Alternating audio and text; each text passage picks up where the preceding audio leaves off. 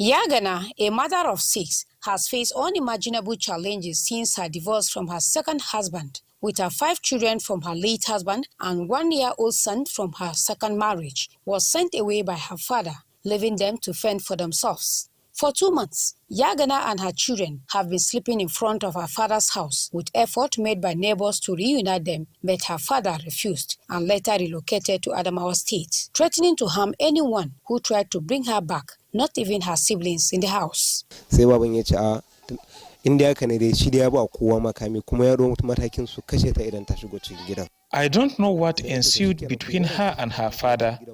The second time the father is sending her and her children away from the house, and we have pleaded with him to give her the outer shop to stay with her children, but he refused.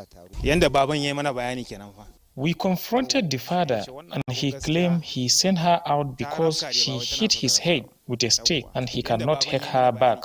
NTA's visit shed light on the dire circumstances of Yagana's life, particularly on a rainy night, and raised questions about what could have driven a father to banish his daughter and grandchildren from their family home. Yagana remained speechless, but her daughter shared their story.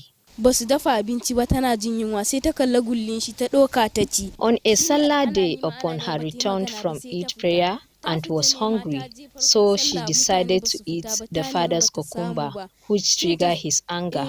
She searched for the cucumber to replace it, but she couldn't find to buy. Then he sent us packing to return.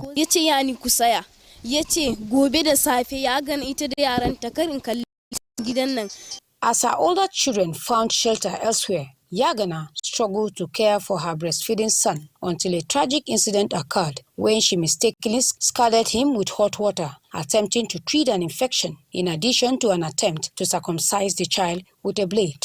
Recognizing Yagana's depression and need for support, the Ministry of Women Affairs and a human rights activist stepped in and took her and her son to a rehabilitation center for proper care, where she had previously received treatment for her mental health. With the able commissioner that we have for Women Affairs, for maybe to cater for her needs, that is giving them foodstuff and whatsoever it is, and some kind of psychosocial support that will ease up the problem. And I'm sure by the time we meet the father and tell him that what is his problem, maybe if he mentioned it to us, we can assist him. As I speak, we are trying to locate the husband and also communicate with her father. But as a first step, we are to the neuropsychiatric hospital, where the boy is, the wound he came with managed in the clinic. We really want to thank His Excellency the Governor, who has made it a priority that any of such cases must be given adequate attention. Yagana's story will continue as she receives treatment and support, and a new chapter will unfold after confronting her father about his actions.